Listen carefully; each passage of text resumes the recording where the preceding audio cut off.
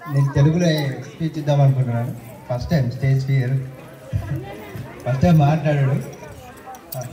Founder Anil sir గారికి మరి ఉపాధ్యాయుల బృందానికి, ఇంతమంది హాజరైన పేరెంట్స్కు, ప్రియమైన చిన్నారులకు నా గణతంత్ర దినోత్సవ శుభాకాంక్షలు. ఈరోజు ముఖ్యంగా భారత రాజ్యాంగం గురించి మనం మాట్లాడుకోవాలి.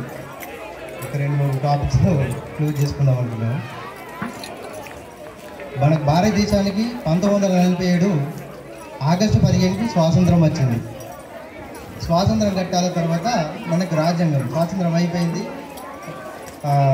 తర్వాత ఎలక్షన్ చేసుకుంటారు. తర్వాత మనకి ఏంటంటే రాజ్యాంగం కావాలి. అందరూ ప్రధానమంత్రి, రాష్ట్రపతి అందరూ ఎన్నికైన తర్వాత మనకు రాజ్యాంగం కావాలి. మనం ఏ విధంగా నడుచుకోవాలి అనేది మనం అందరూ, ఆ కమిటీ ఉన్న సభ్యులు అందరూ అది చేసుకున్న తర్వాత, కమిటీగా డిసైడ్ అయిన తర్వాత ఒక భారతదేశానికి రాజ్యాంగము ఇతర దేశాలతో పాటు మన దేశం కూడా రాజ్యాంగం ఉండాలని నిర్దేశించి 1949 జనవరి 26 నాడు ఆమోదించబడింది భారత రాజ్యాంగం. 1950 జనవరి 26 నాడు అమల్లోకి వచ్చింది. భారత రాజ్యాంగంలో కమిటీలు ఉన్నాయి, చాలా కమిటీలు ఉన్నాయి.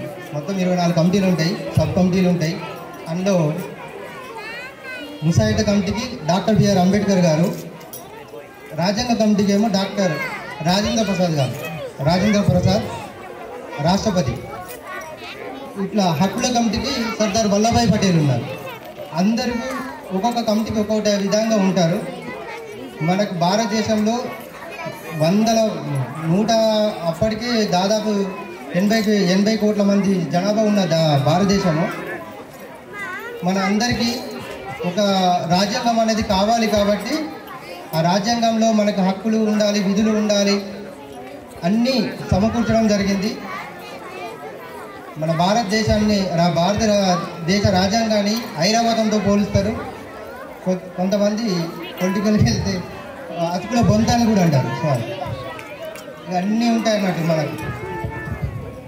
మనది ప్రజల చేత ఎన్నుకోబడ్డ ప్రభుత్వం కాబట్టి మనకు అన్ని హక్కులు కావాలి, విధులు కావాలి, అన్నీ ఇంక్లూడింగ్ ఉండాలి. కాబట్టి మన భారత రాజ్యాంగాన్ని నిర్మించడం జరిగింది పెద్ద మొత్తంలో.